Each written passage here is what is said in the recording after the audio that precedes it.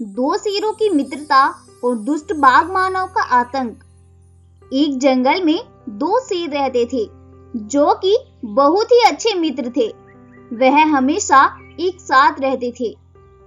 एक का नाम था शेरू जो कि बिल्कुल सफेद रंग का था और दूसरे का नाम था सिम्बा जो कि गोल्डन रंग का बहुत ही सुंदर शेर था। सिम्बा और शेरू दोनों ही बहुत ज्यादा नेक थे। उनके दिल में किसी के लिए भी कोई दुश्मनी नहीं थी। वह कभी भी किसी के साथ नहीं लड़ते थे, बल्कि उनके साथ बड़े ही खुशी से रहते थे। लेकिन कहते हैं ना, जो लोग अच्छे होते हैं उनके दुश्मन भी बहुत सारे होते हैं। ऐसा ही उन दोनों के साथ भी हुआ। उनके जंगल में एक बाघ भी रहता था जो कि उन दोनों की दोस्ती से बहुत ज्यादा चिढ़ता था। वह कैसे भी करके दोनों को अलग करना चाहता था। उसने ऐसा करने की बहुत कोशिश की, लेकिन वह हर बार नाकामयाब रहा। एक दिन वह बाघ अपनी गुफा पर यही बात सोच रहा था कि कैसे वो उन दोनों को अलग करे।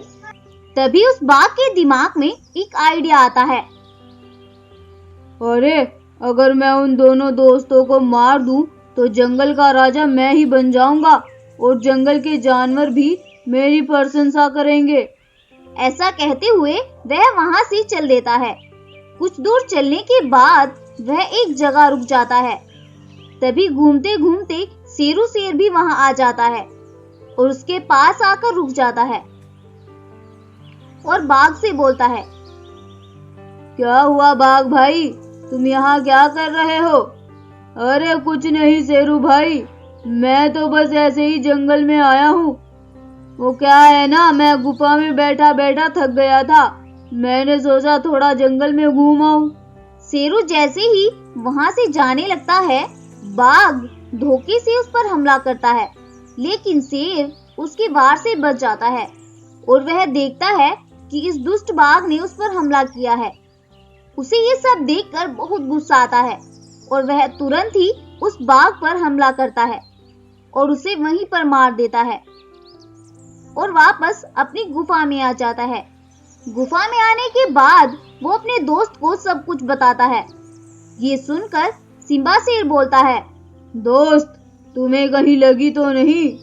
अब से हर वक्त मैं तुम्हारे साथ रहूंगा। मैं तुम्हें अकेला बिल्कुल ना छोड़ूंगा। एक तुम ही तो इस दुनिया में मेरा सहारा हो। फिर वह दोनों दोस्त खुशी खुशी जंगल में रहने लगते हैं। लेकिन उन्हें कहाँ पता था कि मुसीबत अभी टली नहीं है। कुछ दिन ऐसे ही बीतते हैं। कुछ दिन के बाद उनके जंगल में एक बहुत तेज रोशनी होती है, जिसमें से एक बाघ मानव बाहर आता है जो कि उसी बाघ की आत्मा थी और एक बाघ मानव के रूप में आई थी। सिम्बा और शेरू, मैं आ रहा हूँ तुमसे अपनी मौत का बदला लेने। हा हा हा हा। इतना कहकर वह वहां से आगे चल देता है और सीधा उनकी गुफा के सामने जाकर प्रकट होता है। वह दोनों दोस्त उस बाघ मानव को देखकर हैरान हो जाते हैं और वह बाघ मानव उनसे कहता है। तुम दोनों ने मुझे मारा था ना, आज मैं तुम दोनों को मार दूंगा और इस जंगल में सिर्फ मेरा ही राज होगा। हा हा हा हा। और वह अपनी शक्तियों से उन पर वार करता है और कुछ ही देर में वह दोनों दोस्तों को वहीं पर मार देता है। अरे क्या दोस्ती थी इनकी, जीना भी साथ और मरना भी साथ। लेकिन इसमें तुम मेरा एहसान मानो, मैंने ही तुम्हें एक साथ एक जगह पर मारा है। इतना कहकर वह वहां से गायब हो जाता है। लेकिन उस बाघ मानव को ये नहीं पता था कि उसका वक्त बहुत खराब चल रहा है। कुछ ही देर में उन दोनों दोस्तों की गुफा पर एक रोशनी होती है, जिससे वह दोनों शेर बिल्कुल ठीक हो जाते हैं और अब तो उनके पास बहुत सी शक्तियां भी आ जाती है। तभी उस रोशनी में से आवाज आती है। अब तुम अमर हो गए हो। तुम दोनों के जैसे दोस्तों की इस दुनिया में बहुत जरूरत है। जाओ इस जंगल से बुराई को खत्म करो। और इतना कहकर वह रोशनी वहां से गायब हो जाती है और वे दोनों वहां से चल देते हैं और सीधा बाघ मानव की गुफा पर पहुंच जाते हैं।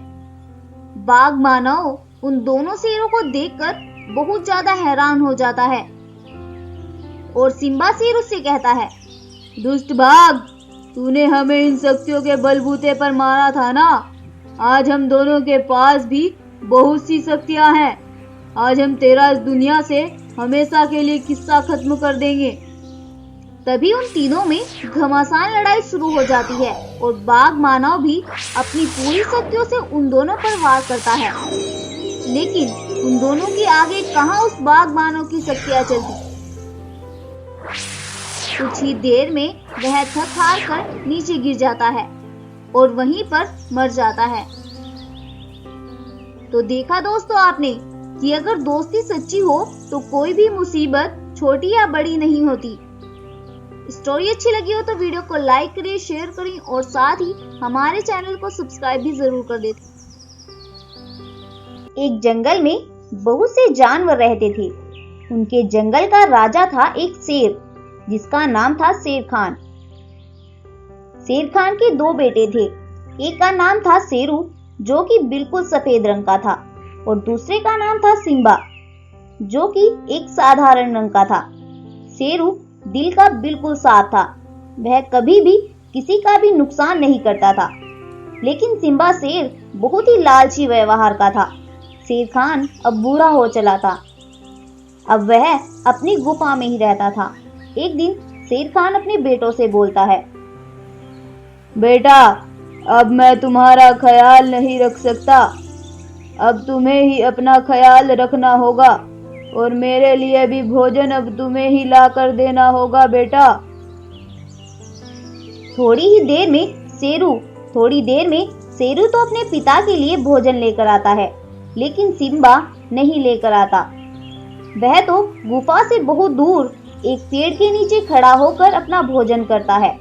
शेर खान अपने दूसरे बेटे को वहां न पाकर बहुत दुखी होता है।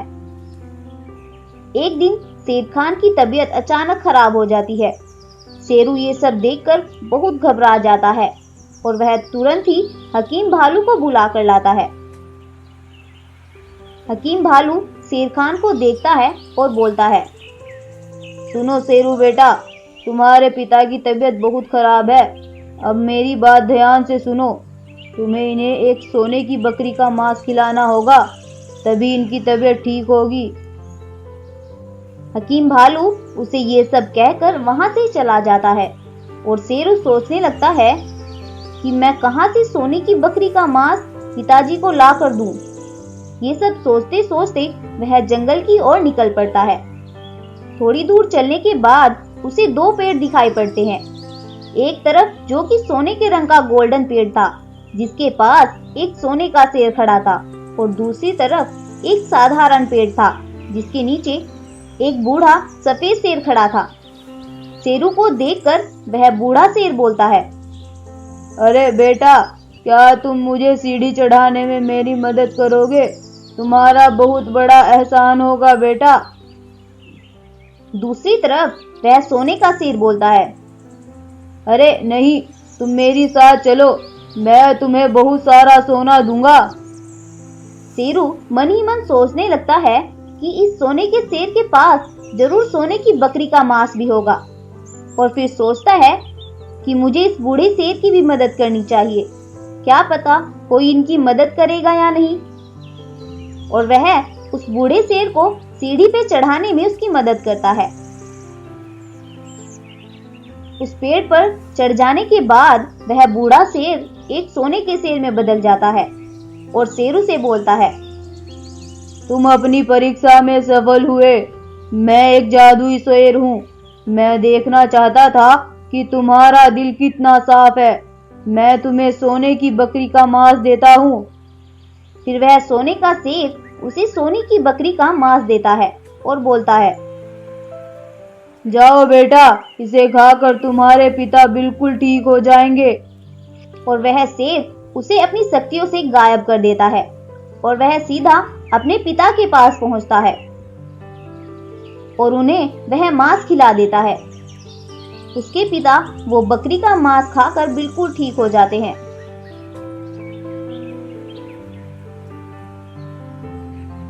कुछ देर में सिम्बा शेर वापस आता है और बोलता है, पिताजी आप ठीक हो गए। शेरू उसे सब कुछ बता देता है।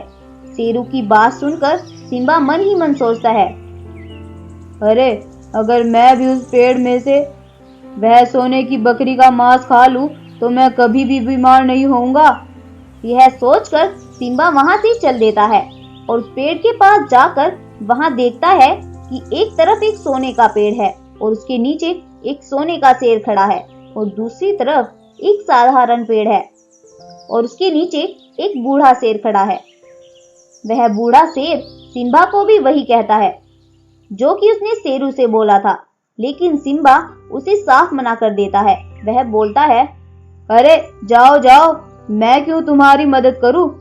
पता नहीं कहां से आ जाते हैं मदद मांगने। और वह उस सोने के पेड़ में चला जाता है। उसके अंदर जाकर वह सोने का शेर एक ज़ॉम्बी शेर में बदल जाता है और वह बोलता है, तुम बहुत लालची हो, लेकिन तुम्हारा भाई बहुत अच्छा है, लेकिन अब मैं तुम्हें नहीं छोड़ूंगा। और वह शेर सिम्बा शेर को मार देता है। तो देखा दोस्तों आपने कैसे इस शेर के लालच ने इसकी जिंदगी ही छीन ली। स्टोरी अच्छी लगी हो तो वीडियो को लाइक करें, शेयर करें और साथ ही हमारे चैनल को सब्सक्राइब भी जरूर कर ले। Thank you.